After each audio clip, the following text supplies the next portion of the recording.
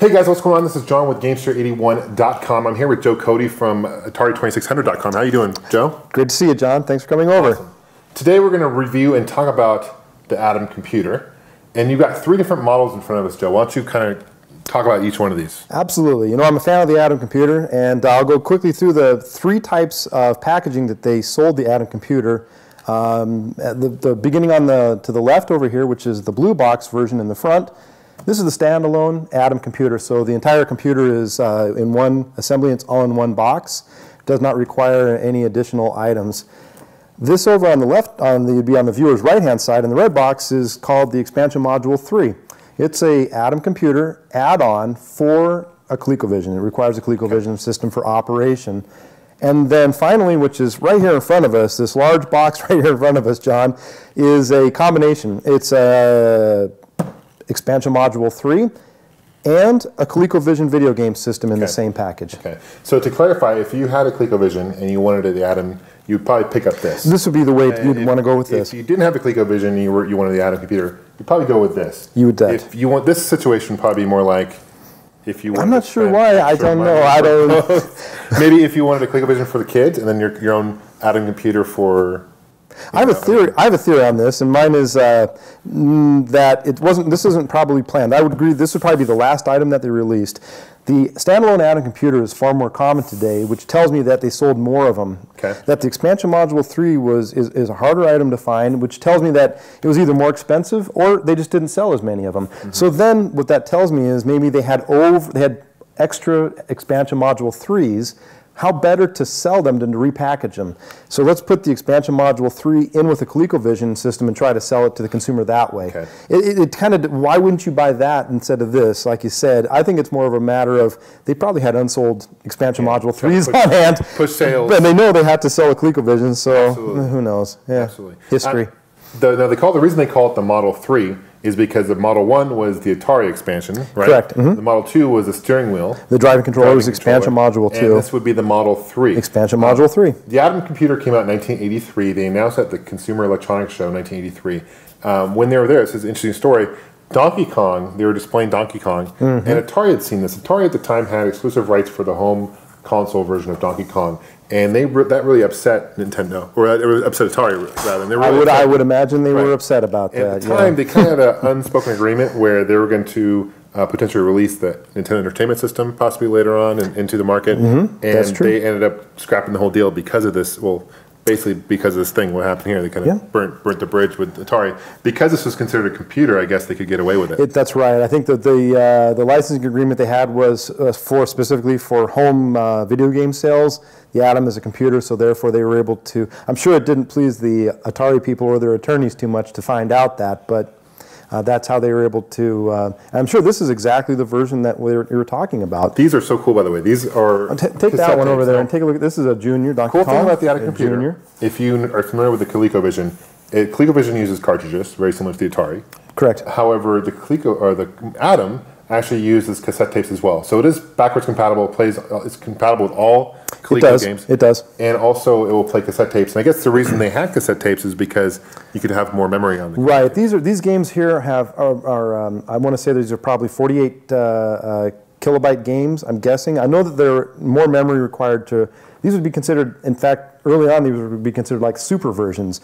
These would be like Super Donkey Kong, Super Donkey Kong Jr., Super Zaxxon for ColecoVision. But anyhow, long story short, these definitely are games that have more game code in them, and you can see that they have more game levels. And so in addition to the 3 levels which are present on the ColecoVision cartridges, Donkey Kong and Donkey Kong Jr. have all 4 arcade levels, and Zaxxon has additional graphic enhancements and levels as well. That's right, because the original Donkey Kong on the ColecoVision that they ported over did not have what they call the Pi Factory. Yeah, right, or conveyors. I think it's also correct. Right. This includes that 4th screen. You know, which is cool. And that's a good reason. I mean, it's a good reason today to consider an Atom computer as far as owning one and maybe even collecting for it is to be able to play really the definitive version of Donkey Kong from, let's say, 1983.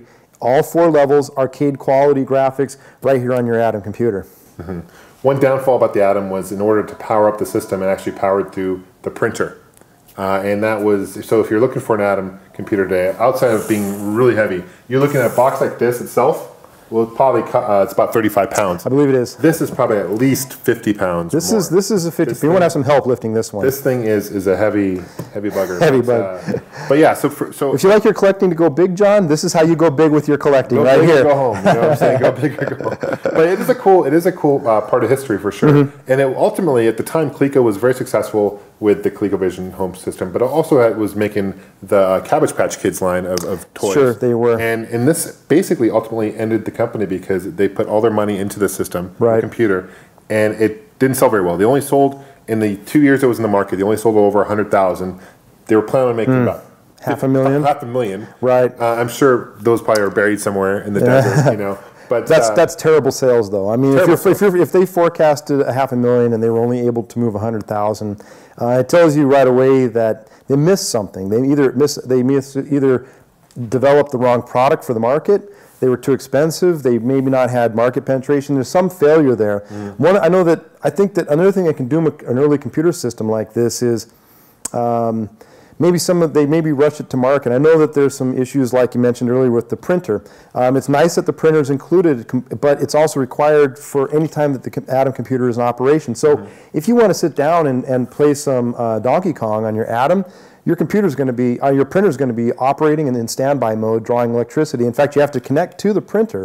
And, you know, it's little things like that maybe a consumer would look and say, you know, maybe it's not ready to go. Maybe I'll hold off, and that could have doomed them. You also have to be careful with, if your cassette is in the Atom computer and you power it on, it could actually erase the data on the cartridge. And see, that's a detail that I think should have been caught. I mean, there's no reason that you should leave the consumer to have to remove a cassette tape, otherwise they could lose the program. That's just indicative of a product that's maybe not ready to go to market. But you know what? Another thing that's interesting about this is, if you put yourself in the time period of 1983, a lot of companies that were game companies were also interested in creating home versions of computers. Atari had done it with even their 2600. They had produced prototypes of home-based computers that would connect to it. Coleco certainly did it. We know that Intellivision was doing the same thing at the same time. So Coleco actually was like the only one that actually did it. I mean, there was other game companies that had thought about it. They all were thinking about how can we convert our game system and open the base to computers at the same time. Well, Coleco actually did it, and here it is right here in front of us. So at the time in the early 80s, the biggest competitor when it comes to computers for Coleco were probably IBM and Apple, right? Yep. And Apple, in case you guys are wondering why the title, we called it Atom, it turns out actually, supposedly, it means it's kind of it's a jab at Apple. It means take a bite out of Apple is basically what they're referring to when they call it the Atom. They were confident about their ability to take a bite out of Apple, weren't they? Yeah, I guess another competitor we shouldn't fail to miss is Commodore. Commodore was the price leader. Yeah, they were the price leader as far as their price was. What was the price on it? $200 for just the Commodore 64 itself. That does not include the printer, all the extra accessories that you get with this. The pricing on these things, I'm imagining this model right, Model 3, I think priced for $525, which is about almost $1,300 in today's with inflation. Yeah, significant. This one right here, standalone, $725, I'm guessing, with standalone. That's about $1,700 with inflation in today's dollars. Wow. This right here, back in the day, I don't know how much. I've never seen the retail on this originally, but I'm guessing it would be more than, because it has a standalone game console. Right. You figure maybe $7? Well, this was $725, so I'm guessing this is probably $900-ish or maybe more. And back in the it could be $2,000. It could be like a $2,000 computer back in today's dollars. Yeah, right. Possibly. Very much so. So this came with some Buck Rogers, Planet Zoom. Yep. It also came with Donkey Kong. Coleco is really one of the early systems that only had Nintendo and Sega were developing games for it. I know, which is interesting. it is interesting. You really didn't see that in the 80s or 90s because Nintendo and Sega were such head-to-head. Nowadays, you see it for like the Wii and stuff like that, but you don't really see that in making games for a third-party company, which is kind of interesting. So what else came with this? What kind of printer is included with this? Well, this is a Coleco stepped up. They could have used a less expensive type of a printer technology called dot matrix, and that creates letters and shapes using a series of small dots. Is that what Apple was using? I believe it was. Yeah, it's still effective, but it's not considered letter quality. So Most people these days would use their printer for printing text, letters. That's the purpose of owning a printer, not graphics. Right. So if you're going to use, if you're printing text, you want a letter quality printer, something that creates a shape of a letter by striking. And so this one uses a daisy wheel, I believe is the name of it. It's a typewriter, and it's a mechanical device. It's a mechanical letter carriage that's struck against the paper and creates a perfect shape of a letter. So again, I mean, they were doing the right thing by not cheaping out and putting a type of a printer that would be an upgrade for some people to consider, and it's included right here. And also the keyboard is actually like a real keyboard, not one of those like membrane ones that you would see. Exactly. Like, yeah. So I mean, there's no doubt the quality of the Atom computer is there. I mean, you see that they really attempted. They worked hard to try to make it a good quality machine. Unfortunately, I guess the marketing wasn't there. People really didn't see the value of purchasing it, maybe compared to the Commodore 64 or other computers in the market. Right, but as far as but then if you turn it back and say, why would an Atom computer be something that I would be interested in today? And beyond that, why would I want to even maybe consider collecting game systems and the Atom and software for it? Because I think for all the reasons that you just described, I think the Atom is actually an interesting computer/video game system to collect for. I mean, we mentioned early on about the fact that it plays super enhanced versions of popular arcade games. It has a reasonable sized library of games and software to track down.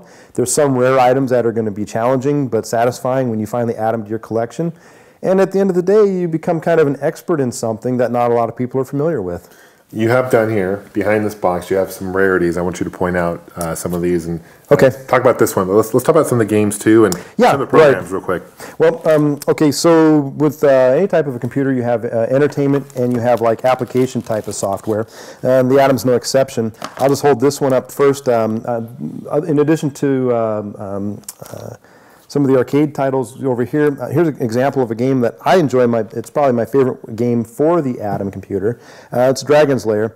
It's a really well done version. I think it's reasonably easy to control, which can sometimes be a rub against Dragon's Lair. I know the NES version is difficult to control. I don't find that to be the case with Dragon's Lair. It still looks like the graphics from a ColecoVision, which I like, but enhanced. It's really a perfect version. Very colorful. It's really a colorful game, and if you enjoyed the original Dragon's Lair in the arcade, here's a reason to purchase an Atom, is to be able to play it at home, and really it's a no compromise version of the game. Those are located here. Well, I was gonna see this one. There's two types here. There's a diskette, and there's the data pack cassette tape. So in order to play the diskette, you would need to have your Atom computer disk drive. There it is, a rare piece of hardware. If you're a collector of Atom items, this is not going to be the first thing that you add to your collection because it's quite rare and they're quite expensive. But it is a 5¼ disk drive. And it shows that Atom was really stretching the boundaries. They were adding peripherals, cutting-edge disk drive technology to increase their storage capacity. But there's something else I wanted to show you. In addition to the game software, which is kind of maybe the first thing that we grabbed for, you have to look at other things that the computer could do. And this isn't really maybe different than a lot of game computers at this time, but I thought this one is kind of an interesting one, just because it's a little bit, I don't know, it's kind of funny, I guess. So here's a reason why you would want to own an Atom computer. It's so that you could keep your recipes electronically stored on your Atom computer. So rather than just looking at the recipe card, John, you could always go ahead and turn on the old Atom computer. So let me get this straight. If you're a mom, you're in the kitchen, and the thing we failed to mention is this did not come with a monitor, so you basically have to hook it up to your TV. You'd have to have a connected television. Back in the early 80s, TVs were not small. They're pretty big, right? They were. Pretty bulky. Yeah. Not only that, in your kitchen, you'd have to have this big, piece of thing here. Yeah, so, all this setup. Kind of interesting, but yeah, that's so then you could, piece of hardware. I guess you could take your card file recipe system and then convert it into an electronic file. Okay. Why you'd want to do so, I don't really know. Right on. But it's kind of a funny piece of software. I think it's an attempt for Coleco to try to find a use for their computer, and by creating innovative software. There's a couple other things. I'll move through these quickly. This is just an accounting software. It's a rare piece of third-party application software for the Coleco Atom. And this is kind of my favorite non-game piece of software, I guess because it's kind of a novel, actually it's a market monitor. So in conjunction with this also rare Atom accessory, this is a computer modem. It was a allowed you to connect your Atom to a telephone line. You could get updated stock market information through your Atom computer in 1983. And I can guarantee you that none of your neighbors would probably be doing the same thing. That's pre-internet. That's pretty advanced for. It's a dial-up market monitor for your Atom computer. That's great. Isn't that neat? That's fantastic. Pretty cool little items. We also didn't mention, but this console, the system itself, computers, has 80 kilobytes of RAM storage. Right. That's significant. That includes the 16 that's with the Coleco Vision itself, right? So if you had the Coleco Vision, it's got 16 kilobytes, and then you had this 64. Correct. Then you had 80. 80. Yeah. So that's more powerful than your Commodore. Yep. It's compatible, or even more than you would get typically in an Atari computer of the same era. Yep. Okay. And you got one other thing. This thing right here. Right. So as a new Atom collector, you probably want to know what's the most expensive thing that I should try to seek out for my new Atom collection, and this is it right here. I'm going to put that right up on the top. This is a prototype. This would date to 1983. And what we have here is a prototype version of the expansion module 3. Again, that's the version that would connect to your ColecoVision. And this is what the engineers at Coleco were using to develop their chipset and develop the, I guess you'd call it, the interface between the expansion module 3 and a Coleco. So they've used an Atari expansion module 1. This is the originally the Atari adapter. And they've built an Atom computer inside of it. And you can see it has the original Coleco property tags on the back of it. So it's an authentic prototype. This would be, I would say, probably the most desirable and rarest item for an Atom collector.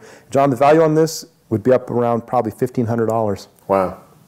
Okay. There you go. Well, let's unbox one of these and show you kind of what's inside and go from there. Sure. Okay. Awesome.